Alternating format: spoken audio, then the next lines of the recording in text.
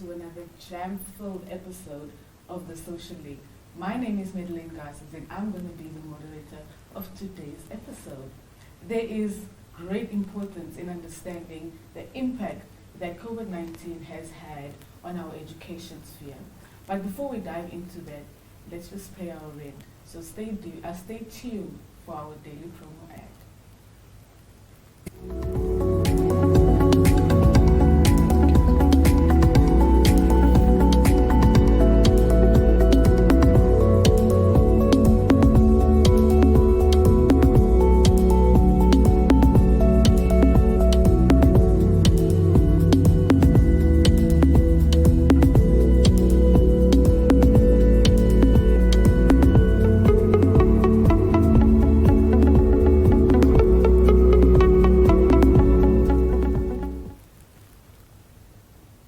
Welcome back, viewers. So the losses that the country has experienced, because of COVID-19, especially within the education community, has not only impacted the teachers as well as the learners. But we're going to dive into that today. Joining me on my panel today is Dopewa. She's a student from UNAM. Welcome, Dopewa. Thank you, Desiree. And then we have Ms. Alpheus. Ms. Alpheus is a teacher from Hage. Welcome, Ms. Alpheus. It's a pleasure. And then we have Ms. Marina. Ms. Marina is a clinical psychologist. So welcome to the panel. Thank you so much for joining us here today. Pleasure to be here. Oh, thank you. So today, like I mentioned earlier, we'd really like to dissect the emotional as well as the mental impact that COVID-19 has had on the education sphere with the loss of so many teachers. And firstly, what I would like to ask is, I'll start with you. With you, Dr. So as a student or a learner, you were previously a learner last year, and now you are a first year student. So what would you say is the impact that the loss of so many teachers has had on a learner and on a student? I think it's just very important to understand the role that a teacher plays before we can dive into it. Because if you think about it, a teacher is someone that we see Monday to Friday, 5 times in a week. That obviously means that a certain level of attachment has grown between you and this individual. In most cases, they say that teachers substitute the parent role at school. So when we lose teachers, it's more than just losing a teacher. It's more like losing not only a teacher, but a friend and someone that we can confide into in most cases. Because when I'm at school and I'm going through something, even being bullied, for instance, the first person I would go to, even before going home and telling my mom about it, is obviously a teacher. So I think losing a teacher is like you basically get the same feeling like losing someone that's important in your life. And it's quite impactful because it has a certain effect on you as a person, because you lost someone that you see on a weekly basis, on a daily basis. You lost someone that you can speak to, you lost someone that you can confide in. So I feel like it has an entire mental issue on your well-being as a person. Yeah, okay. Definitely. And Ms. Alpheus, as a teacher and somebody who would directly, worked with somebody who could have probably succumbed to COVID-19, how would you say that affected you as a teacher? Well, Desiree, I think my key word is going to be frustration. As teachers, we were still dealing with a lot of frustration brought forth by the COVID pandemic. Not only are we dealing with the frustration of having lost a lot of our own, we are also dealing with the frustration of, taking this whole education thing online and trying to implement the curriculum online, and then dealing with frustration from digital divide, the difference between who and who cannot access the internet. You're dealing with that. You're also dealing with digital illiteracy. I'm a teacher, but I won't lie, I struggled to set up my Google Classroom. And then after finally setting it up, I struggled to get most of my students to sign up to my class. So I'm dealing with all of that, and then I still have to deal with the emotional side and the psychological side of having been with somebody who felt like a sibling, because when we are at work we become friends, we become siblings, and this person, you wake up one morning and they are gone, and you are afraid of yourself, you're afraid for yourself, you feel, am I going to be next? That's the question you ask yourself. But at the same time, you try to maintain, you try to be strong for these learners because they need you. You are their second parent. Yeah, you don't just succumb to the fear. You try to be strong for them, yeah. Okay. And Ms. Marina, I actually wanted to ask you, so we've mentioned that there's a psychological impact that things like this can have on teachers and learners. So what would you say, as much as when somebody loses somebody, they know that they are sad or they're not feeling okay, but as a professional, what would you say are the impacts that they would have, that these kind of situations would have on a teacher or a learner, the psychological impacts? I think Tuapewa and Ms. Alfelos mentioned very important aspects of it, right? Even though we are not going in the theory of it, but what they are bringing up is actually having a great value in our discussion today, because like Tuapewa mentioned, losing somebody that you are attached to. She mentioned very important part of educational process, that the learners get attached to their teachers. And therefore the teacher is now becoming not only a teacher, but the significant person in their life.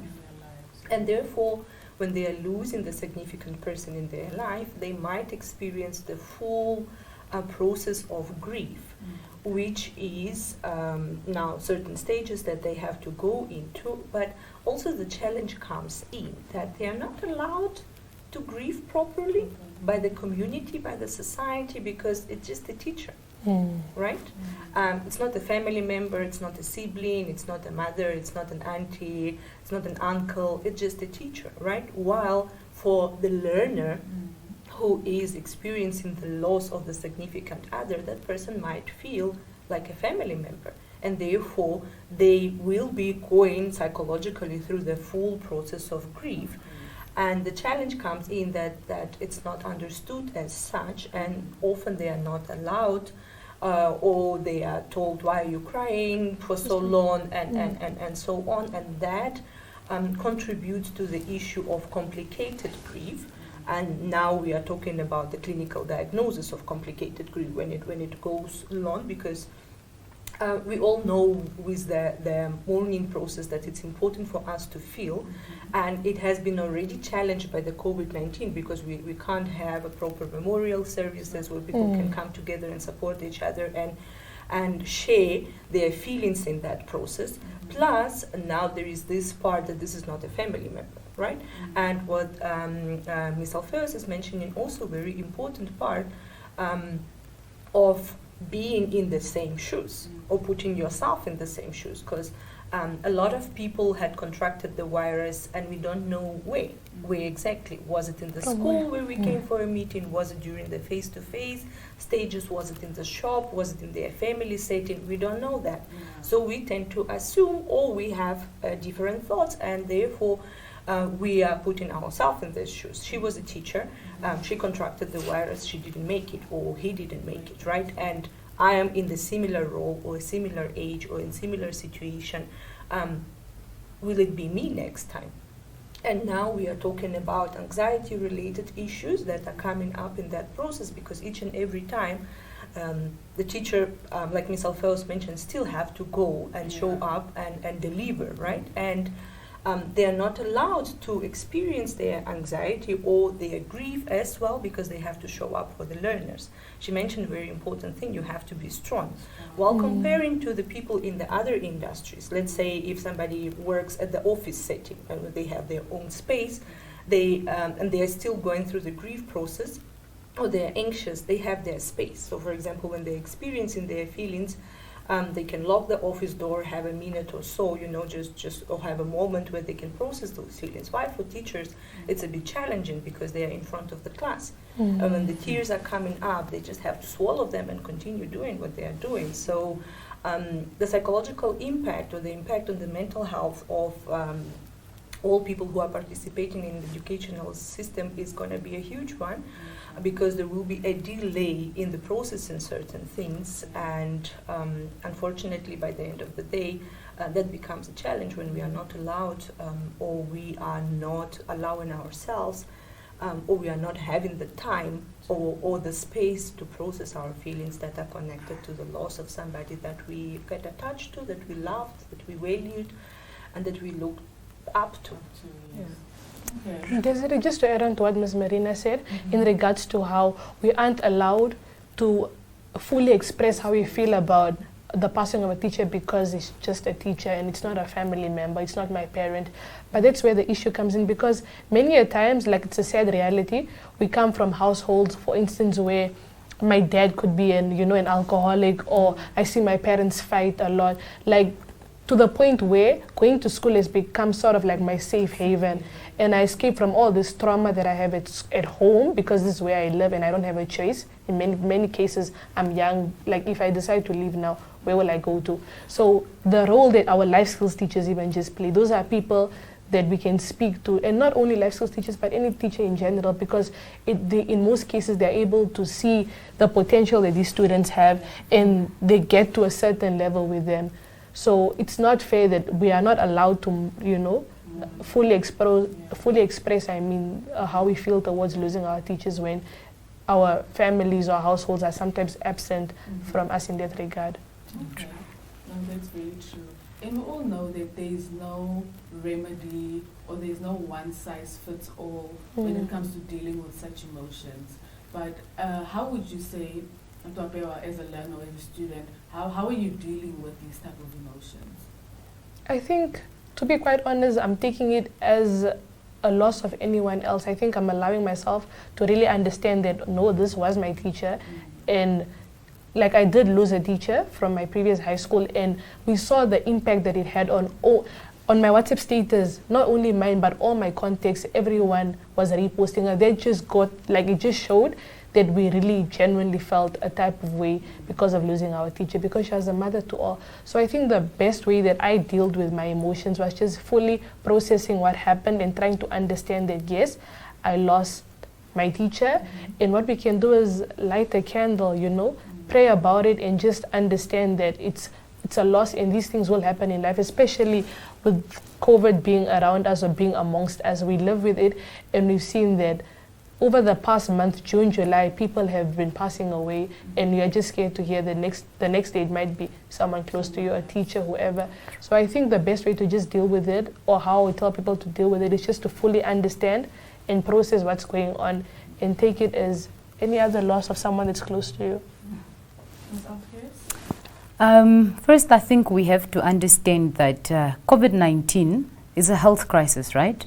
And we've dealt with so many health crises before as a nation, but this is the first crisis of its kind that my generation is dealing with, okay? And when I say my generation, I mean teachers who are the same age as me or in the same age gap.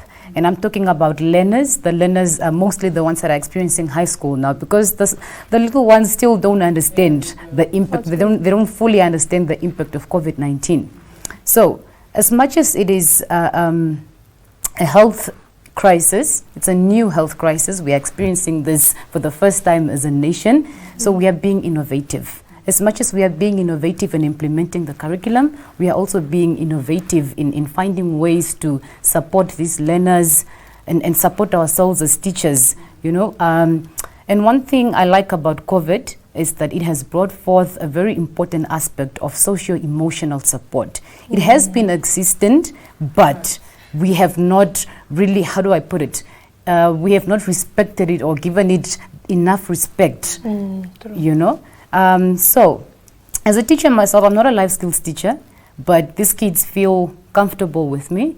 And if they come to me, we grieve together, okay? I allow myself to be vulnerable in front of my learners.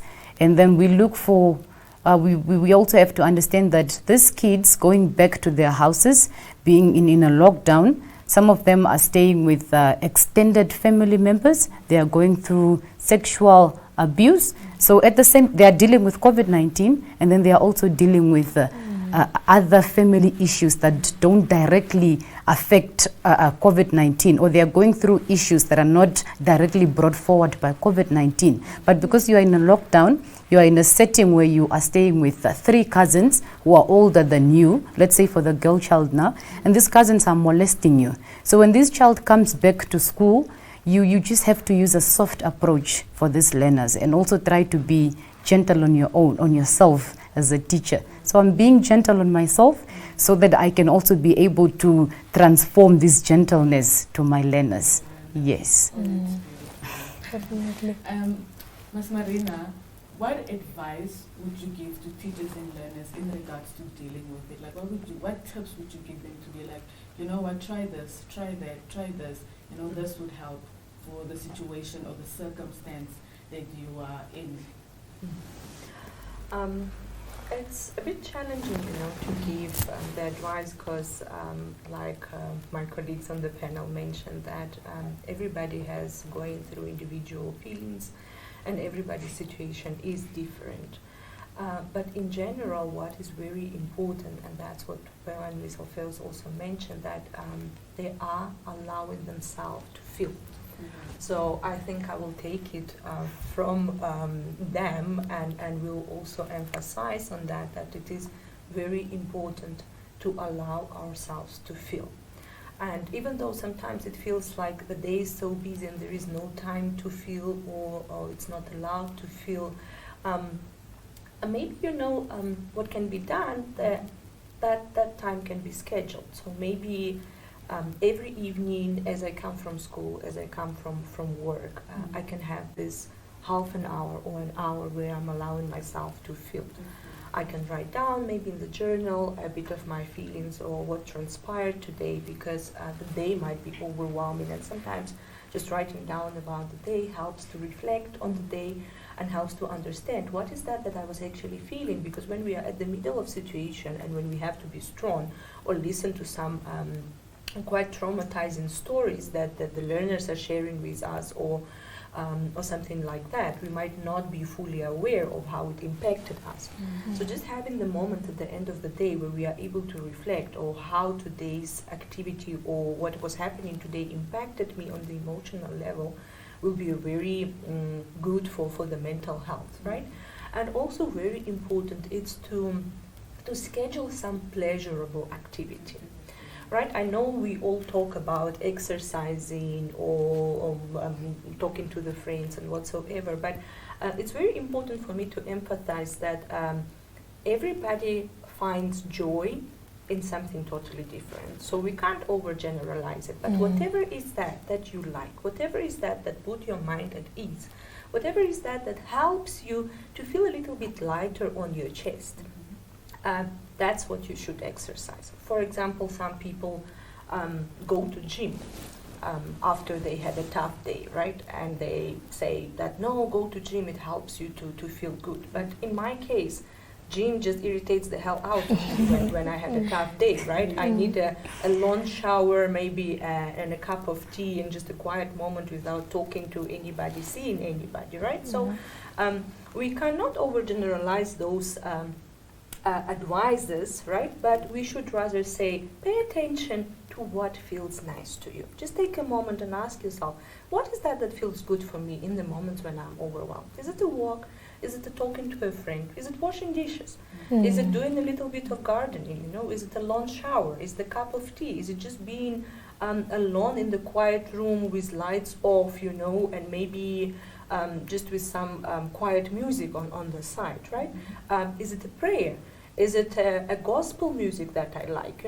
What is that? And whatever is that helps you to feel a little bit better or gives some space on the chest, like we were breathing today, right? Before, because coming to the studio, having the panel discussion also comes with a little bit of anxiety, right? And I was sitting, just taking deep breath, and Tapoya said that it doesn't work for her. But when we did it together, it was like, okay, it actually has an impact, right? So just checking out, and like Ms. Alpheus said, being creative, being also experimenting with what is that works for you in those difficult times.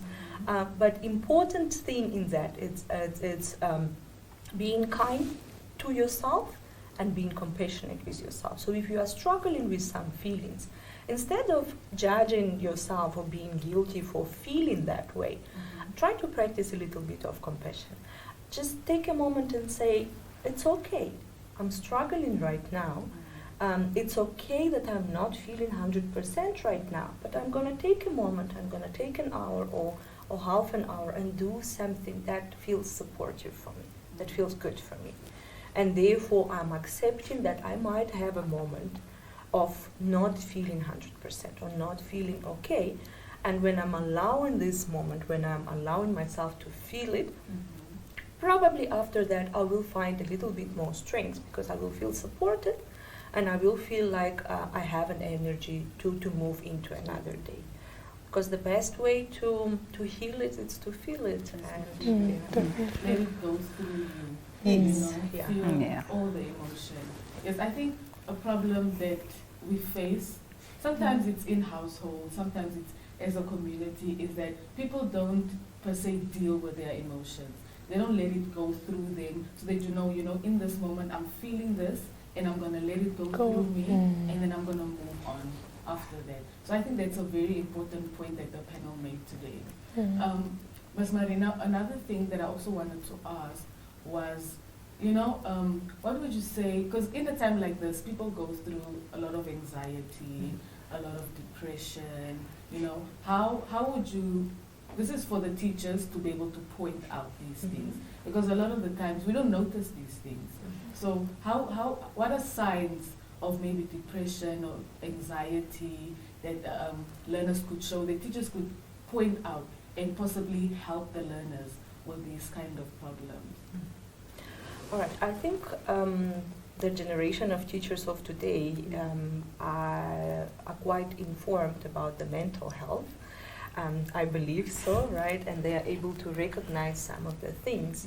But the important specific moment to emphasize on that the depression and anxiety might present itself a little bit differently in the adolescence than as what we usually know how it presents with the adult ones. So in the adult person, we will be witnessing the changes in the mood. The person will be sad most of the days consistently for more than 2 weeks. There will be changes in the sleeping pattern, in the eating pattern, weight loss, increased irritability, the thoughts about dying, or it's something that can come out in the conversation. I wish God just takes me, not necessarily suicidal thoughts, but just inability to enjoy life, kind of hopelessness, worthlessness, feeling like there is nothing good out of it, right? So that will be the classic presentation of the depressive disorders in the adult, while with the teenagers, with adolescents, it will be a little bit different. So they will still experience the same struggles, changes in appetite, either overeating or not eating, gaining weight or losing weight, difficulties sleeping, but the specific element to this age group will be that they'll be acting out.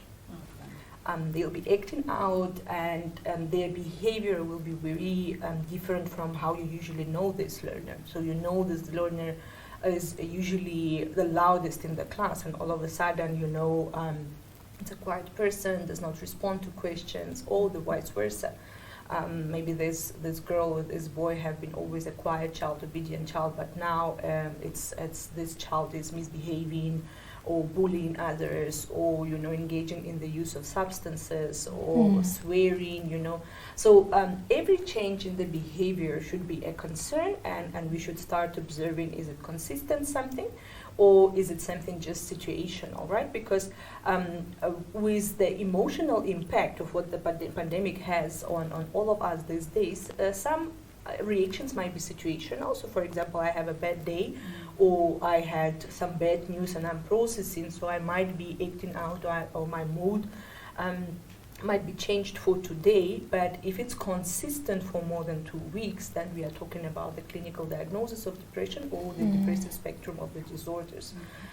The same way with the anxiety. I might be anxious today because I received some news, or maybe something happened in the household or in school, and therefore I'm not able to perform today, I'm not able to sit and write the exams, my hands are shaking, shortness of breath, I might experience the episode of heart palpitation and dizziness, and might even faint. We are talking now about panic attacks and so on.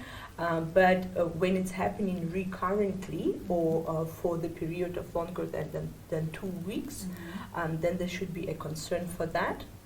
And therefore, that needs to be evaluated by the medical professional just to see what intervention needs to be done. Should it be the talk therapy, the psychotherapy modality, or should there will be a need for medication depending on the severity of the symptoms that the child needs to be supported as well. And that also expands to the colleagues as well. It's just that the presentation will be a little bit different between the adolescents and the adults. Okay, I feel like that was a very important message, because in a time like this, it's very easy to confuse feelings and behaviors, because we've never been in a pandemic. So everybody is reacting to this time in our lives differently. And it's easy to confuse, a changing behavior for depression, or changing behavior for, maybe, he's just dealing with something that's not really an issue. Meanwhile, it's a bigger issue. But we have come to the end of our panel.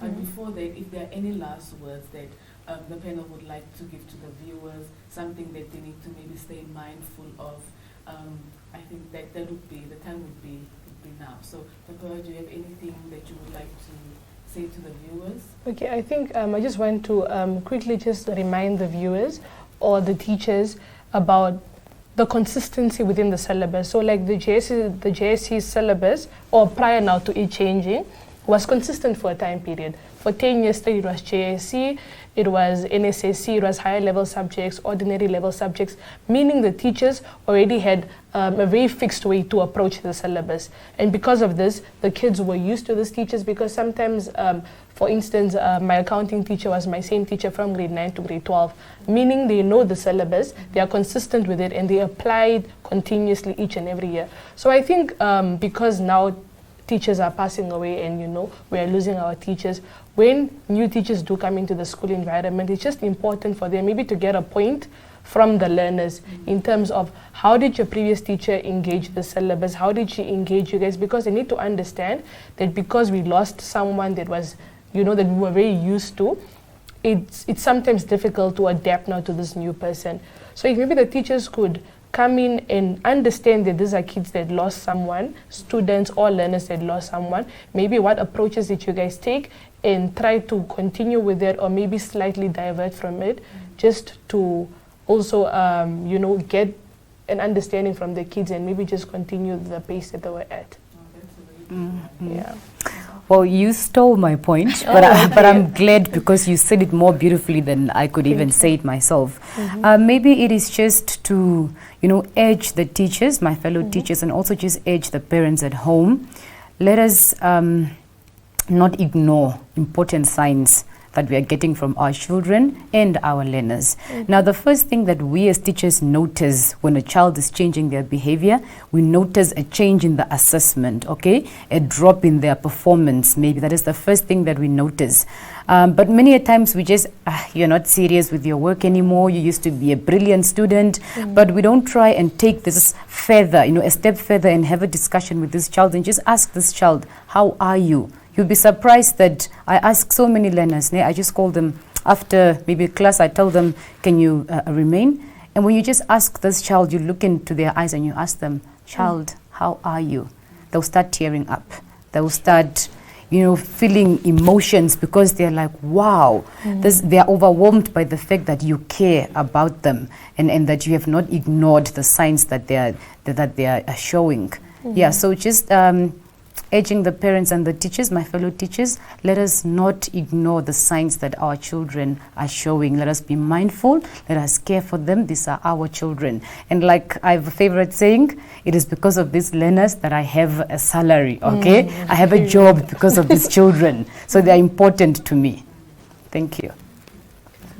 Yeah, maybe just to highlight, because from what I hear, what Ropeva and Ms. Alfeos are mentioning, that it's very important for us to stay united, to have each other back in these difficult times. So let's keep that in mind, that everybody is struggling and everybody is trying to do their best in their struggles. And that might not look like they are doing enough. Like Ms. Alfeos mentioned, that there might be the drop in the performance of a learner and of a teacher sometimes, right? Some of the teacher might not have enough time to prepare, or a bit lacking somewhere somehow. So while we are noticing that, let's try to assist. Let's give a shoulder.